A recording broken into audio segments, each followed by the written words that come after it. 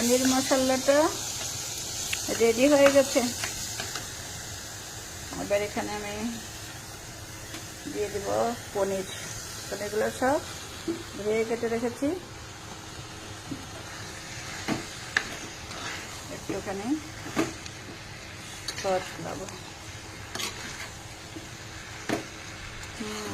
এবার পনিরে যা যা মশলা দেওয়া হয় সব, পেঁয়াজ, রসুন, আদা পেস্ট, টমেটো পেস্ট, কাঁচা লঙ্কা,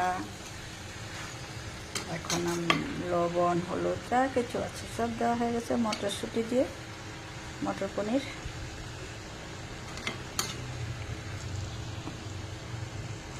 একটুখানি হবে সাতলানো।